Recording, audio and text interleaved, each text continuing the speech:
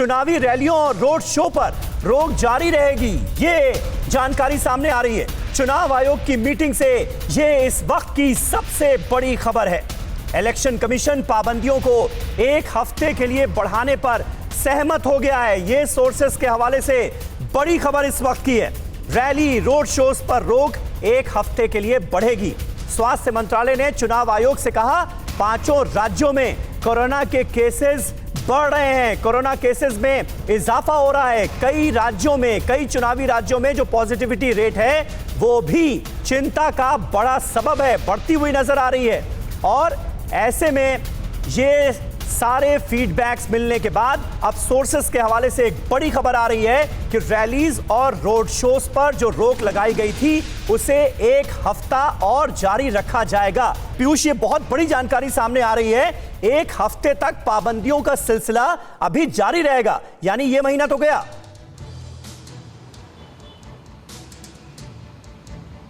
जी बिल्कुल समीर, देखिए चुनावी घोषणा के साथ 5 राज्यों में जो चुनावी घोषणा हुई थी 8 जनवरी को, तब से अब तक 2 हफ्ते हो चुके हैं और ये पाबंदियां जारी हैं। और आज जो बैठक हुई उसमें जो इंटरनल मीटिंग हुई है चुनाव आयुक्त की, उन्होंने ये आपसी सहमति बनाई है कि चूंकि कोरोना के मामले बढ़ रहे हैं तो ऐसी स्थिति में जो रोड शो और बड़ी जनसभाएं हैं और इसके अलावा रैलियां हैं, फिजिकल रैलियां, उन पर रोक जारी रखी जाए। इसके अलावा पिछली बार एक छूट दी गई थी जिसमें यह कहा गया था कि 300 लोगों तक के हॉल, यानी कि 300 लोग एक हॉल में बैठ करके, अगर उसकी संख्या जो वहाँ पर लोग बैठते हैं, जहाँ पर कैपेसिटी जो है, उस हॉल की संख्या वहाँ पर 600 है तो वहाँ 300 लोग बैठ करके बैठक कर सकते हैं। और या फिर इससे बड़ा हॉल है तो वहाँ पर 50% लोग बैठ सकते हैं। तो ये छूट पिछली बार दी गई थी और इस छूट को कंटिन्यू रखा जाएगा। लेकिन जो बड़ी रैलियां हैं और जो रोड शो हैं और जो बड़ी जनसभाएं हैं, उनको कोरोना के बढ़ते मामलों के मद्देनजर कंटिन्यू नहीं किया जाएगा, यानी कि रोक जारी रहेगी। तो ये स्थिति बरकरार रहेगी और इस पर जो सहमति है वो स्वास्थ्य मंत्रालय की ओर से भी जताई गई है। ठीक है, शंभुनाथ शुक्ला जी हमारे साथ हैं, वरिष्ठ पत्रकार। शंभुनाथ जी, चुनाव आयोग जो है वो कोरोना की गंभीरता को समझ रहा है। हम भी बार बार दिखा रहे हैं कि देखिए 21 दिनों में पॉजिटिविटी रेट जो है वो 21% बढ़ गया है। 3.5 लाख केस पिछले 3 दिन से आ रहे हैं लगभग। लेकिन क्या चुनावी पार्टियां जो हैं वो इसी गंभीरता को समझ रही हैं? क्योंकि हमने कई बार देखा, नामांकन करने जा रहे हैं, भीड़ चली गई, कोविड एप्रोप्रिएट बिहेवियर का पालन नहीं किया जा रहा, स्वामी प्रसाद मौर्य गए तो कोविड गाइडलाइन का उल्लंघन कर दिया गया। क्या चुनावी पार्टियां इतनी सख्ती, इतने स्पष्ट निर्देशों के बावजूद भी ये गंभीरता दिखा रही हैं? देखिए, चुनावी पार्टियां निश्चित तौर पे बहुत सारी चीजों का, बहुत सारी कोरोना गाइडलाइंस जो है उनका उल्लंघन कर रही है। हालांकि चुनाव आयोग सख्त है, लेकिन जब ये मान ही नहीं, इसको फॉलो नहीं कर रहे रूल्स, फायदा क्या है? और चाहे उत्तर प्रदेश हो, पंजाब हो, मणिपुर हो, गोवा हो या उत्तराखंड, सब जगह लगभग कोरोना का हालत यही है। उत्तर प्रदेश में यह है कि बड़ी आबादी है, जांच उस तरह से हो नहीं रही, इसलिए पता नहीं चल रहा, लेकिन स्थिति गंभीर उत्तर प्रदेश की भी है। और सबसे ज्यादा कोरोना गाइडलाइंस का उल्लंघन कोई कहीं राजनीतिक दल कर रहे तो उत्तर प्रदेश में ही कर रहे। अब प्रॉब्लम यह है कि एक तरफ रूलिंग पार्टी है जिसके पास संख्या बल है, जिसके पास लोग हैं, तो वो तो डोर टू डोर कैंपेनिंग में सक्षम है। दूसरी तरफ अन्य जो पार्टियां हैं वो उस तरह से सक्षम नहीं है, इससे उनके लिए दिक्कत और ज्यादा आ रही है।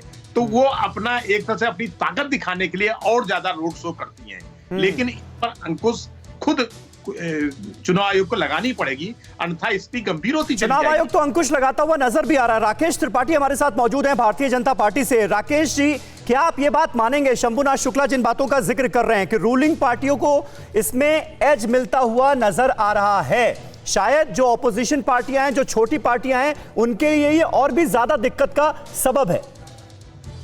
देखिए, एक बात तो पहले मैं स्पष्ट कर दूं, शंभुनाथ जी ने कहा कि यूपी में टेस्टिंग कम हो रही है। देश में इस समय सबसे ज्यादा टेस्टिंग यूपी में हो रही है, टेस्टिंग के मामले में और टीकाकरण के मामले में।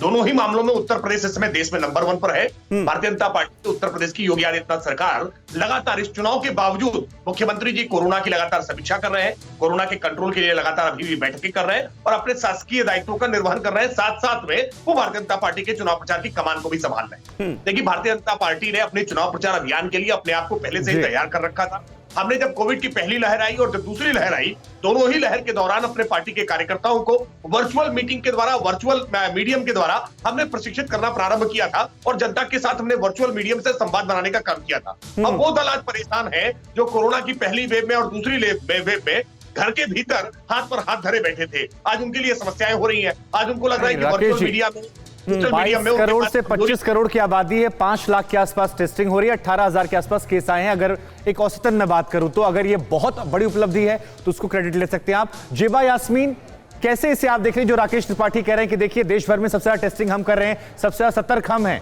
लेकिन ये बात तो अखिलेश भी मान रहे थे कि अगर डिजिटल कैंपेनिंग की बात होगी तो बीजेपी को थोड़ा एज मिल जाता है। आपके साथ तो कई सारी छोटी पार्टियां भी हैं, क्या इस चुनाव में इससे कोई मुश्किल आपको होगी? और एक बार पहले कोविड गाइडलाइन का उल्लंघन हो चुका है स्वामी प्रसाद मौर्य की रैली में, तो क्या आप पर अतिरिक्त जिम्मेदारी भी होगी?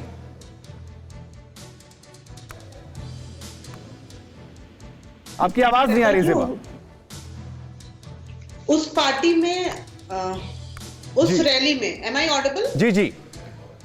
उस रैली में उल्लंघन हुआ था क्योंकि हमारी पार्टी के कार्यकर्ता और स्वामी मौर्य जी के जो समर्थक आए थे उसका अंदाजा नहीं था और वो इतने जोश में थे कि कुछ हुआ था उसमें, जिसके लिए माननीय राष्ट्रीय अध्यक्ष जी ने संदेश दिया है और सभी को घर रहने की नसीहत दी है, जितने भी कार्यकर्ता हैं।